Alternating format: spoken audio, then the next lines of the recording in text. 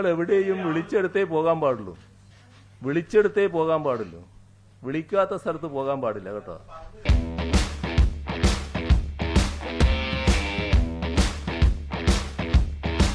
വിളിക്കാത്ത സ്ഥലത്തല്ല പോയി ഇരിക്കേണ്ടത്.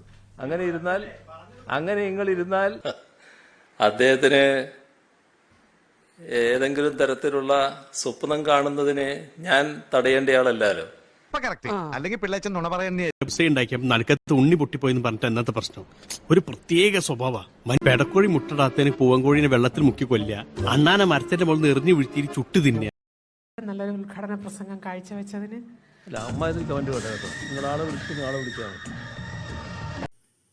യഥാർത്ഥ ഭക്തരെ തിരിച്ചറിയാൻ വിഷമമില്ല.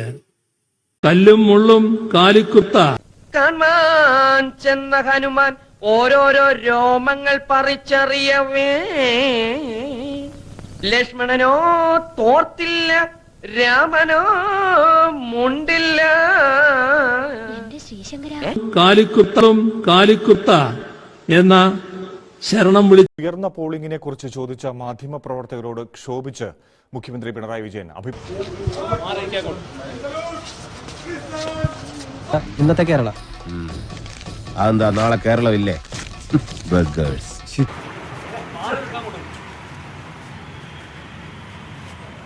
തന്റെ പ്രസംഗം നടക്കുന്നതിനിടയിൽ ചെണ്ട കൊട്ടിയവരോട് നീരസപ്പെട്ട് മുഖ്യമന്ത്രി. ആ നിസ്സഹായത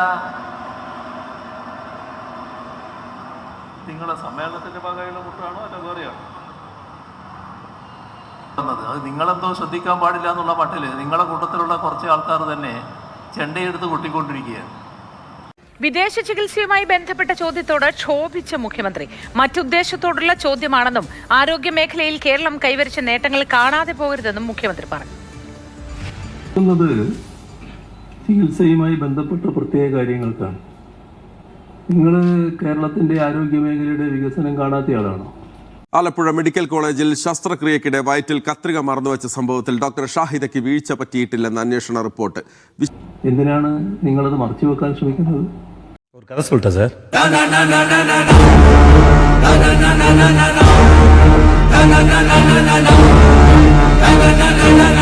അയാളെ ശരീരം തൊട്ടില്ല, അയാളെ ഒന്നും ചെയ്തില്ല. ഈ രണ്ട് കൈയും കൂട്ടി ഇങ്ങനെ ഇടിക്കുക. എണീറ്റ് നിന്ന് വണ്ടി തള്ളണം. വണ്ടി തള്ളാൻ വേറൊരു തന്റെ സഹായം വേണ്ട, ഞാൻ മാത്രം മതി. ദേ നോക്കിക്കോ. ഇപ്പൊ ഇടിക്കുന്ന പോലെയല്ല കേട്ടോ, ഒരു സംഘർഷ സ്ഥലത്ത് വെച്ചുള്ള സംഭവം.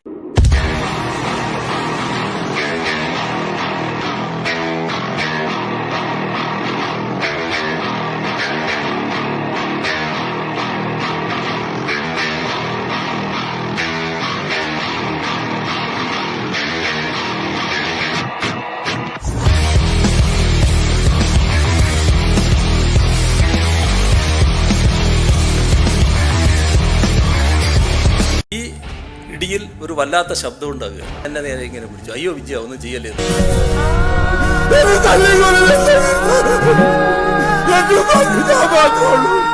PT തോമസ് പിണറായി വിജയനെ മനസ്സിലായിട്ടില്ല. അതുകൊണ്ടാണ് കുറെ ഈ കൈകൾ ശുദ്ധമാണെന്ന് പറയുന്നത് ശുദ്ധമായതുകൊണ്ടാണ്.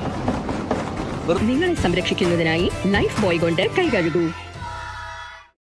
മുഖ്യമന്ത്രി സ്ഥാനത്ത് ഇരുന്ന് കഴിഞ്ഞതിന് ശേഷമുള്ള എൻ്റെ യാത്രയിൽ സ്വാഭാവികമായും മുഖ്യമന്ത്രിക്ക് സംരക്ഷണം കൊടുക്കാൻ ബാധ്യപ്പെട്ട പോലീസുകാരുണ്ട്.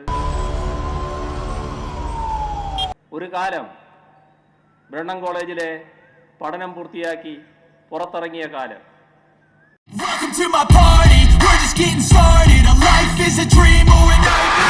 നിങ്ങളുടെ കയ്യിലുള്ള ഊരിപ്പിടിച്ച കത്തിയും ഉയർത്തിപ്പിടിച്ച വടിവാളുകളുടെയും നടുക്കുകൂടെ തന്നെ ഞാൻ നടന്നു പോയിട്ടുണ്ട്.